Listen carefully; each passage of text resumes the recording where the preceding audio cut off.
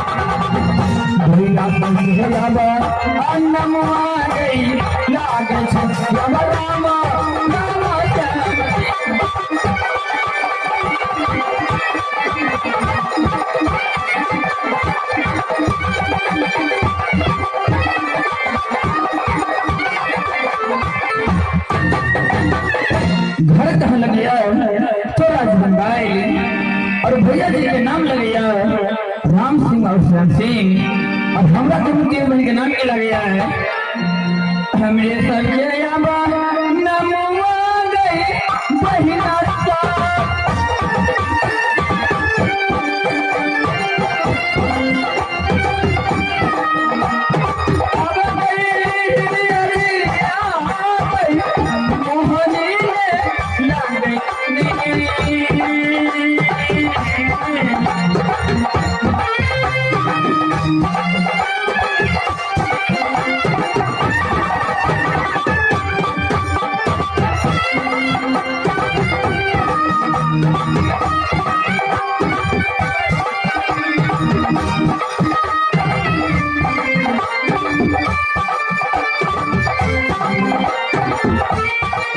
हमरे संगे लगा नमुआ गई दीदी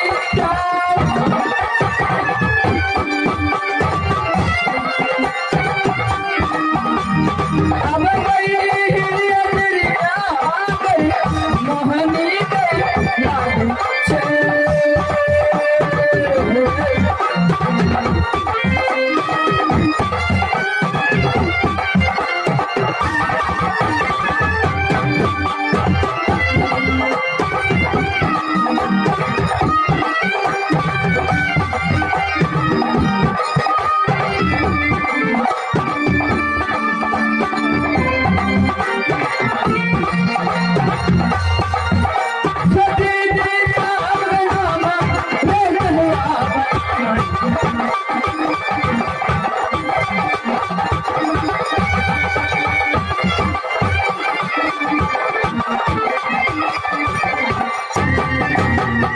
अरे हाँ हाँ, हमने सबके नाम लगे हिलिया जिलिया महनी। अच्छा, और हम तीनों बहनी काम कौन करे छिए? बड़ काम करे छिए। आजादी के खेती गई बहिना का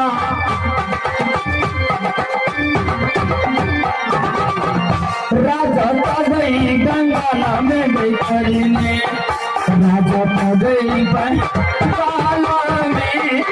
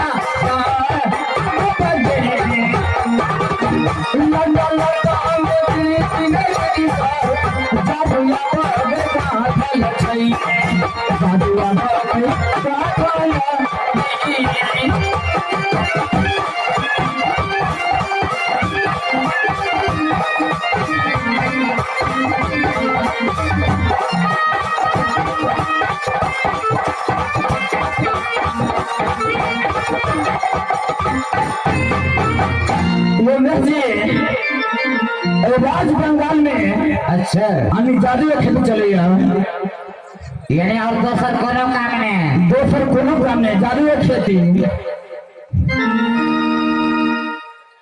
हम जादू सब कोई जाने जादू सब कोई जाने फिर हम जादू जाने फिर हम जादू जाने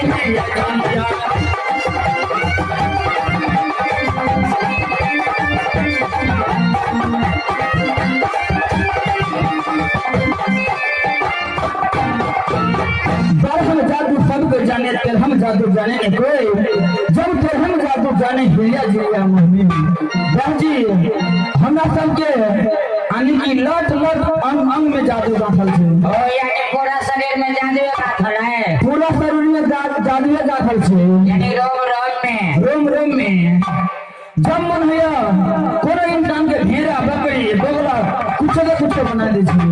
यानी आदमी के बगलो बना दे छी का? हां ये बगलो बना दे छी। तते जादू सब भरल छी। इतने ने आंख बंद दिवा दे ओ से हम करे छी एक दिन पहले 12 बरस। अच्छा, राज बंगाल में जादमपुर से कोनो भैया के मतलब खबर नहीं मिली। यानी राम सिंह और श्याम सिंह के कोनो खबर नहीं। जैसे राज बंगाल में आराम कर छी कोनो न कोनो खबर एबे करते हैं।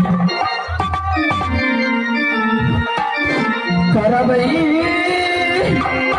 आरमवा गई बहिना सा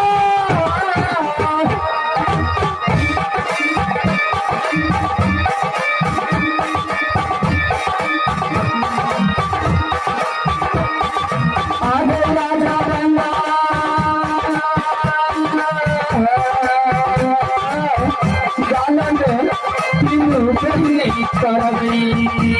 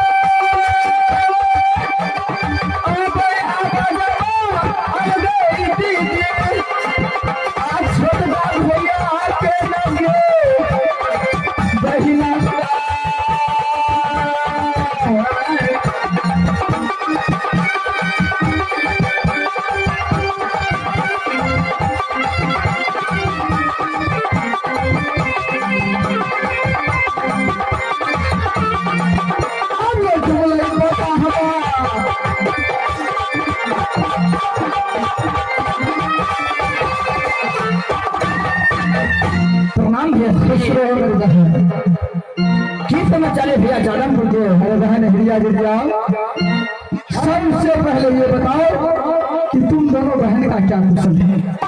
भैया जी हमारा दोनों बहन के कुशल कुशलिया सबसे पहले अपन समाचार बताओ।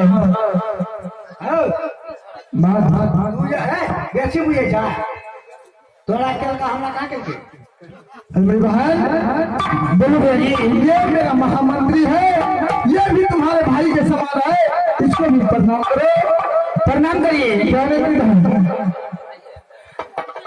भैया श्री ये छोरा भाई होता है। हाँ मेरी बहन, अरे बहन ये छोरा मत बोलो, ये मेरा महामंत्री है, बड़े भाई के समान है। इसे जना मुंह ढेर करे छी ओने के भजे तू समझ के ये जा बढ़ा दो काल में। एक बात समझ लो, ये राज बंगाला है, ये जो दोनों बहन है हिरिया गिरिया है। साले इस दुनिया में जादू में इनसे बढ़कर कोई नहीं है।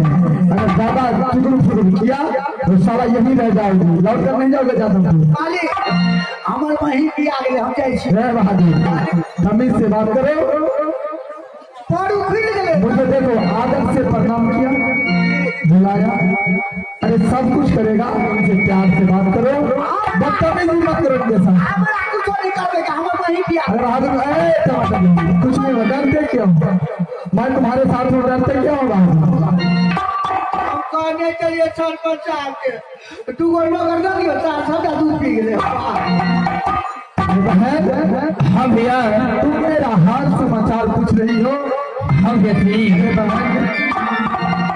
इसमें पूछने का क्या बात है? तुम तो 6 महीना आगे 6 महीना पीछे की बात जानती हो मेरी बहन। क्या जादवपुर का समाचार है, इसमें पूछने का क्या बात है मेरी बहन? एलहर कथी है